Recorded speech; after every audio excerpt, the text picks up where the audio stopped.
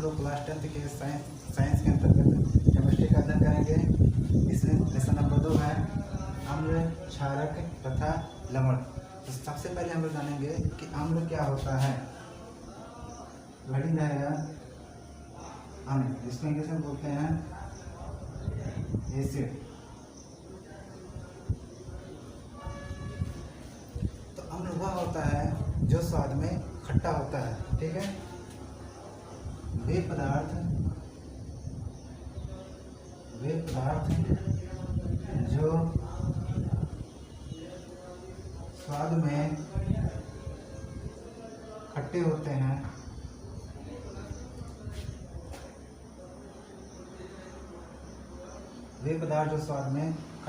हैं तथा जो नीले लिटमस पेपर को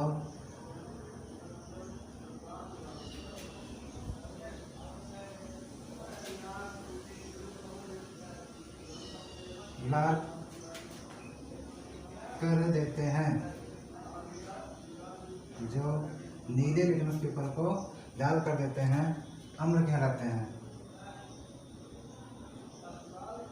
अम्ल कहलाते हैं।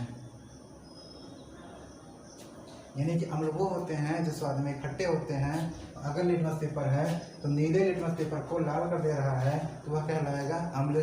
अगर हम एग्जाम्पल की बात करें तो ये नींबू हो गया, ये खट्टा पदार्थ है, ये अम्ल होता है। संतरा हो गया, ये भी खट्टा होता है, अम्ल हो गया।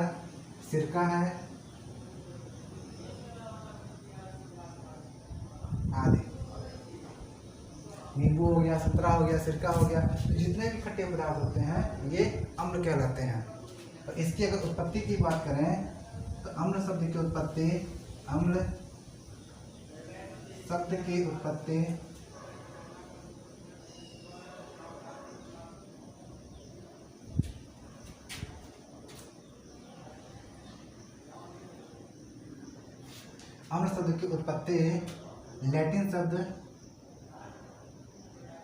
लैटिन शब्द एसिड से हुई है। एसिड्स से हुई है, जिसका अर्थ होता है खट्टा। इसका मतलब होता है खट्टा, जिसका अर्थ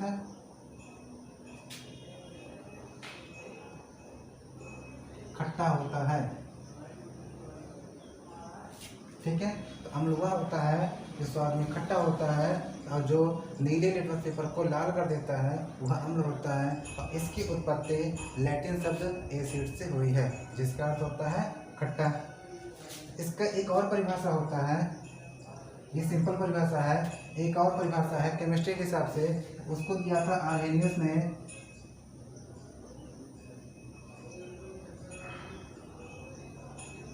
आर्हेनियस के अनुसार ये वैज्ञानिक थे, ये आर्हेनियस, उन्होंने दिया था इसका परिभाषा। कई लोगों ने दिया है परिभाषाएं, अलग अलग वैज्ञानिक अलग अलग प्रकार से दिए हैं, लेकिन आपके सिलेबस के हिसाब से एक ये सिंपल वाला परिभाषा, एक आर्हेनियस की परिभाषा इम्पोर्टेंट है। तो आर्हेनियस ने परिभाषा दिया था कि वे पदार्थ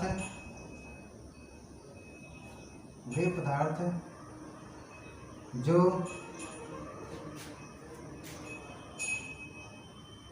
जल में घुलकर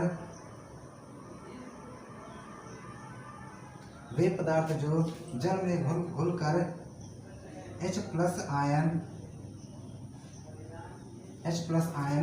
देते हैं। वे पदार्थ जो जल में घुलकर H प्लस आयन देते हैं।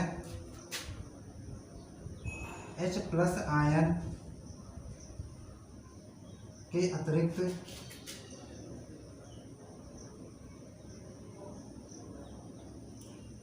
अन्य कोई धनायन नहीं देते।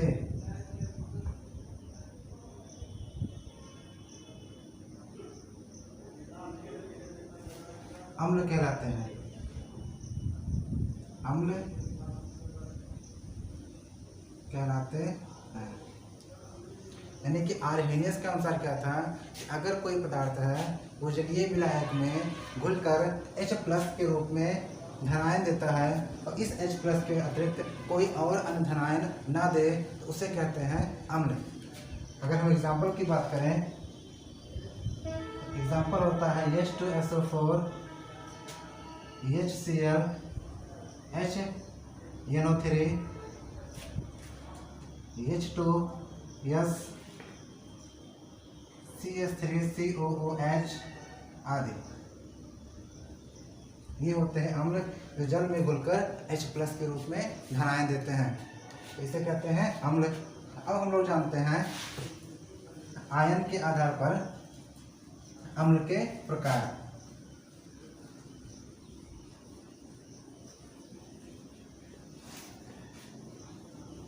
जो H+ आयन दे रहा है, इस H+ आयन के आधार पर अम्ल के प्रकार। रेडी हो जाएगा अम्ल के प्रकार। अगर जल में H+ आयन दे रहा है तो जरूरी नहीं है कि पूरा का पूरा H+ आयन दे। कुछ ऐसे भी पदार्थ होते हैं जो पूरी तरीके से वियोजित हो जाते हैं, जल में H+ दे देते हैं, मगर कुछ ऐसे भी पदार्थ होते हैं जो पूरी तरीके से जल में विलय नहीं होते हैं। तो उसी के आधार पर अम्ल को दो भागों में बांटा गया है। तो अम्ल के प्रकार में अगर देखें तो अम्ल के दो प्रकार होते हैं। एक होता है प्रबल अम्ल और दूसरा होता है दुर्बल अम्ल। दुर्बल अम्ल।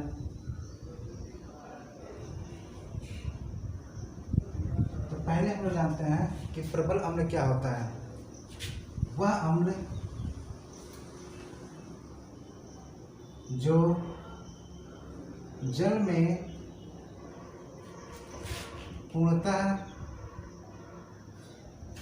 वियोजित, वह अम्ल जो जल में पूर्णतः वियोजित या आयनित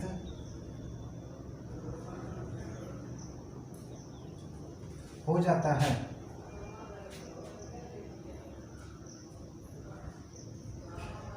प्रबल अम्ल कहलाता है। प्रबल अम्ल कहलाता है।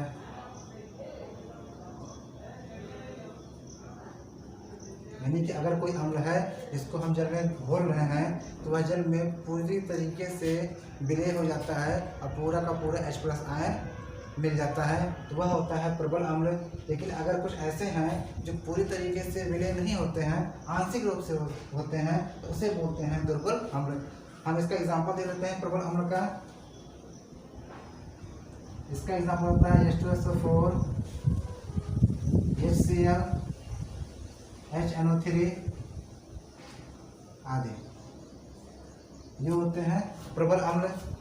अगर किसी एक का हम लोग देखें जैसे कि H2SO4, इस H2SO4 का अगर हम लोग रिएक्शन के रूप में देखें कि जल में अगर घुल रहा है तो क्या हो रहा है, तो इसमें H के दो अणु है, दो परमाणु, H के दो परमाणु है। यहाँ पर H+ आयन मिल जाएगा और साथ में SO4 माइनस मिलेगा।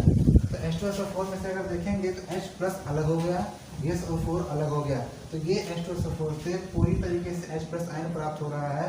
ये होता है प्रबल अम्ल। अब बात करते हैं दुर्बल अम्ल के बारे में। तो वह अम्ल जो जल में पूर्णतः वियोजित, वह अम्ल जो जल में पूर्णतः वियोजित या आयनित नहीं होता है, या आयनित नहीं होता, दुर्बल अम्ल कहलाता है। दुर्बल अम्ल कहलाता है।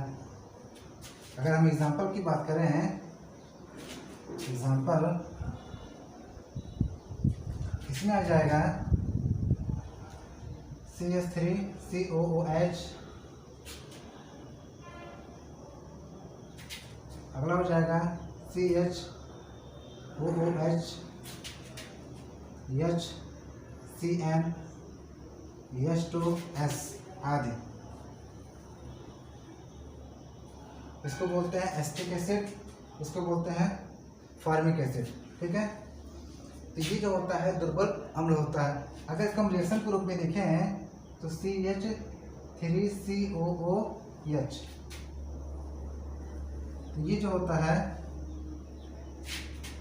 टूट जाता है CH3COO माइनस में और मिलता है हमें H प्लस। तो यहाँ से देखेंगे, यहाँ H 3 था, यानी H के 3 परमाणु थे और एक यहाँ पर है, टोटल 4 परमाणु हैं। तो ये चारों यहाँ पर वियोजित नहीं हो रहे हैं, सिर्फ एक H निकल रहा है, बाकी H अभी भी उसके अंदर मौजूद है। तो यह पूरे तरीके से वियोजित नहीं होता है, इसे बोलते हैं दुर्बल अम्ल। तो प्रबल अम्ल क्या होता है? जो जल में पूर्णतः वियोजित हो जाता है, और दुर्बल अम्ल वह होता है जो जल में पूर्णतः वियोजित नहीं होता है। अब हम लोग बात करते हैं अम्ल के गुण के बारे में। अम्ल में कौन कौन से गुण पाए जाते हैं?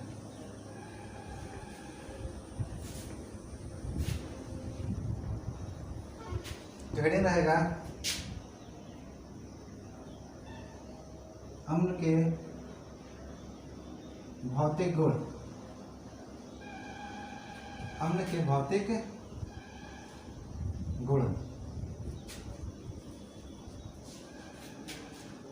तो देखिए, अभी हमने पढ़ा है अम्ल के बारे में। अम्ल स्वाद में खट्टा होता है, अम्ल जल में विलय होता है, और अम्ल नीले लिटमस पेपर को लाल कर देता है। तो यही इसके भौतिक गुण के अंतर्गत आ जाते हैं। इसको हम लोग लिख लेंगे। पहला हो जाएगा अम्ल स्वाद में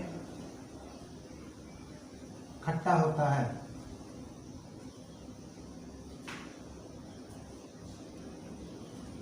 और दूसरा हो जाएगा अम्ल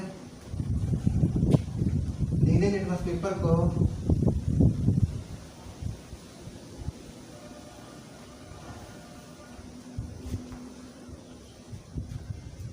लाल कर देता है।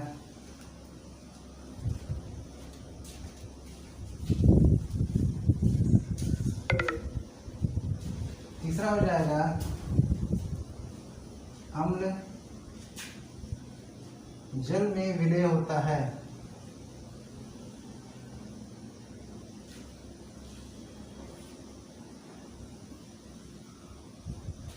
पहला हो जाएगा अम्ल स्वाद में खट्टा होता है, दूसरा हो जाएगा नीले लिटमस पेपर को लाल कर देता है, और तीसरा हो जाएगा जल अम्ल में विलय होता है। अगर हम चौथे के बारे में बात करें तो आपने देखा होगा कि जो अम्ल होता है, खास करके जो प्रबल अम्ल होते हैं, अगर ये शरीर पर पड़ जाते हैं या कपड़े पर पड़ जाते हैं तो उतनी जगह कपड़ा या शरीर जल जाता है, खराब हो जाता है। तो इसकी ये भी प्रॉपर्टी हो जाएगी भौतिक गुण के अंतर्गत कि जो अम्ल होते हैं, अम्ल की प्रकृति संक्षारक होती है। संक्षारक होती है। अम्ल की प्रकृति संक्षारक होती है। इसका मतलब यह हो गया, यह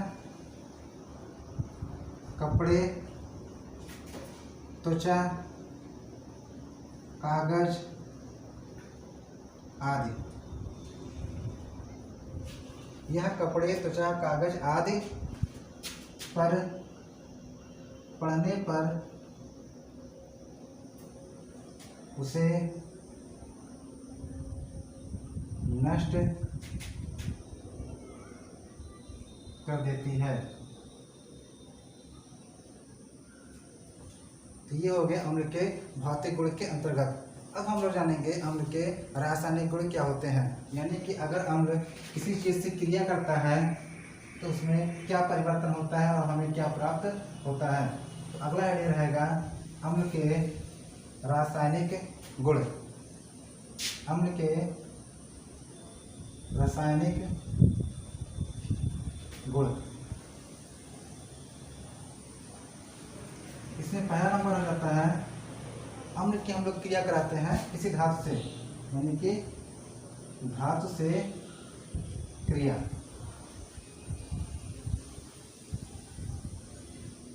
अम्ल की धातु से क्रिया।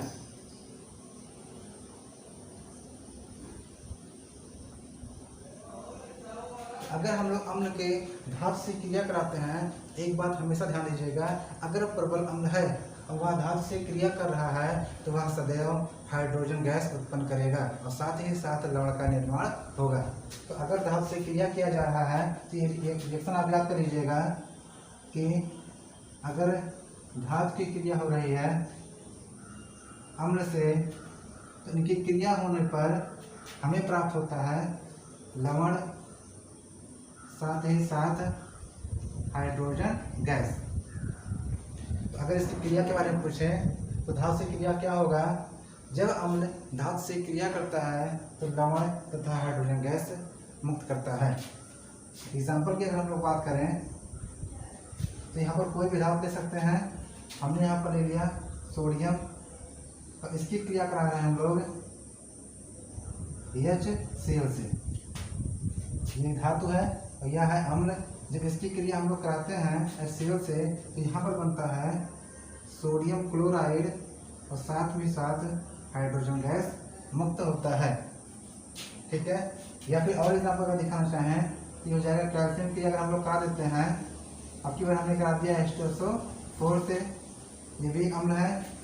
जब कैल्शियम क्रिया करेगा H2SO4 से, ये बनाएगा कैल्शियम सल्फेट और साथ ही साथ हाइड्रोजन गैस मुक्त हो जाएगा। यानी कि अम्ल धातु से क्रिया करने पर लवण बनाते हैं और साथ ही साथ हाइड्रोजन गैस मुक्त करते हैं। इसका नाम है सोडियम क्लोराइड और इसका नाम है कैल्शियम सल्फेट। अगला नंबर हम लोग देखते हैं इसके बाद नंबर 2, धातु कार्बोनेट से क्रिया। अगर हम धातु कार्बोनेट से क्रिया करता है, साथ ही साथ देख लेते हैं धातु बाइकार्बोनेट, धातु बाइकार्बोनेट से क्रिया। अगर अम्ल धातु कार्बोनेट से या धातु बाइकार्बोनेट से क्रिया करता है तो आप याद रखिएगा, इसका हम एक क्वेश्चन दे देते हैं, धातु कार्बोनेट या फिर धातु बाइकार्बोनेट ये जब क्रिया करेगा अम्ल से, तो अम्ल से क्रिया करने के बाद यहाँ पर बनेगा लवण। साथ ही साथ आगे ध्यान दीजिएगा क्योंकि इसमें कार्बोनेट है, इसमें बाइकार्बोनेट है, तो क्रिया कराने पर बनेगा कार्बन डाइऑक्साइड गैस, साथ ही साथ जल। कार्बन डाइऑक्साइड गैस और साथ ही साथ जल का निर्माण होता है और ये लवण बनाता है। अगर हम एग्जाम्पल की बात करें तो यहाँ पर एग्जाम्पल आता है सोडियम कार्बोनेट। इसकी क्रिया हम लोग कराते हैं अम्ल से, अम्ल ले लेते हैं HCl। ये आपस में जब क्रिया करेगा तो ये सोडियम जाएगा Cl के साथ और बनाएगा सोडियम क्लोराइड, साथ ही साथ यहाँ बन जाएगा कार्बन डाइऑक्साइड और जल। तो जब धातु कार्बोनेट क्रिया करता है अम्ल से तो बनेगा लवण, कार्बन डाइऑक्साइड और जल। एक और एग्जाम्पल देखें अगर हम लोग, कैल्शियम बाइकार्बोनेट, कैल्शियम बाइकार्बोनेट, ये कोष्टक है कैल्शियम बाइकार्बोनेट। इसकी जब क्रिया कराते हैं हम लोग H2SO4 से, यहाँ पर बन जाएगा ये कैल्शियम जाएगा सल्फेट के साथ, ये हो जाएगा कैल्शियम सल्फेट और साथ ही साथ बनेगा कार्बन डाइऑक्साइड गैस और जल। तो अम्ल धातु कार्बोनेट या धातु बाइकार्बोनेट से क्रिया करता है, वहाँ पर लवण बनता है, साथ ही साथ कार्बन डाइऑक्साइड और जल का निर्माण होता है। तीसरा हम लोग देखते हैं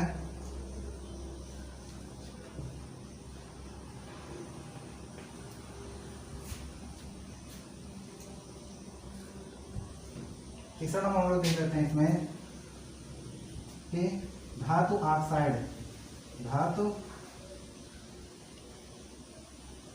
ऑक्साइड से क्रिया।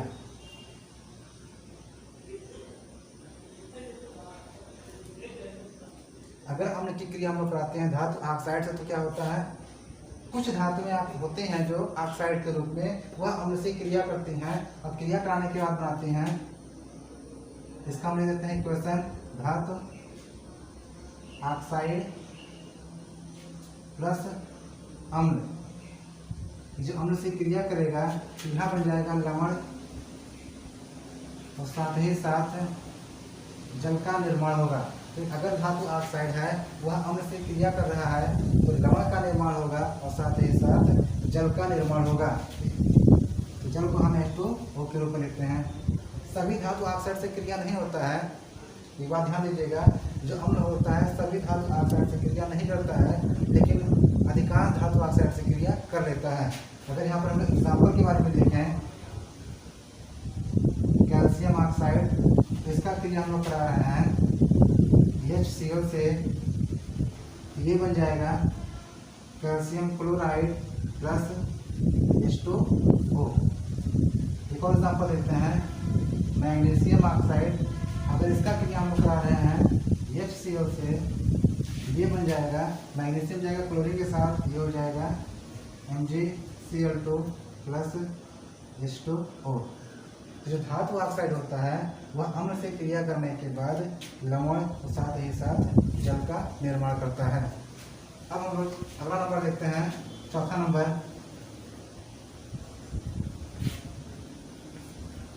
नंबर 4, प्रबल क्षार से क्रिया। क्षार से क्रिया कहिए या फिर प्रबल क्षार से क्रिया। तो प्रबल अम्ल, ध्यान दीजिएगा, प्रबल क्षार से क्रिया करते हैं तो वहाँ पर लवण का निर्माण होता है। ठीक है, प्रबल अम्ल तथा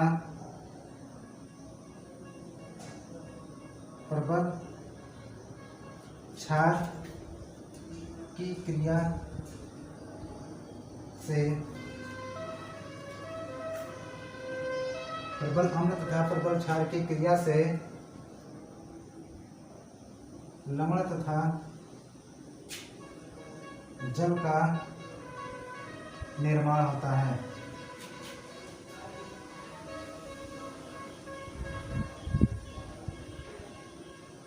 ठीक है, इस अभिक्रिया को हम लोग उदासीनीकरण अभिक्रिया भी कहते हैं। ठीक है, एग्जाम्पल हम लोग देखें, अगर इसका सूत्र देख लें, ये हो जाएगा प्रबल अम्ल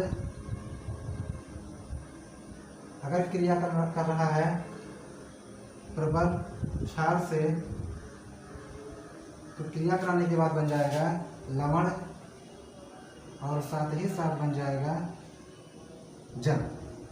ठीक है, प्रबल अम्ल जब क्रिया करेगा प्रबल क्षार से, ये बनेगा लवण और साथ ही साथ बनेगा जल। अगर हम एग्जाम्पल की बात करें हम लोग, तो प्रबल अम्ल को हम लोग लिख सकते हैं HCl और साथ ही साथ अगर प्रबल क्षार के बारे में बात करें तो प्रबल क्षार होता है NaOH।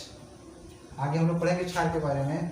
ठीक है, तो ये अम्ल जब क्षार से क्रिया करेगा तो ये H जाएगा OH के साथ, इससे बनेगा जल, और Cl जाएगा Na के साथ, ये हो जाएगा NaCl, सोडियम क्लोराइड, ये होता है लवण और साथ ही साथ बनेगा जल। तो जो प्रबल अम्ल होता है प्रबल क्षार से क्रिया करेगा, ये बनेगा लवण प्लस जल। इस क्रिया को हम लोग बोलते हैं उदासीनीकरण अभिक्रिया।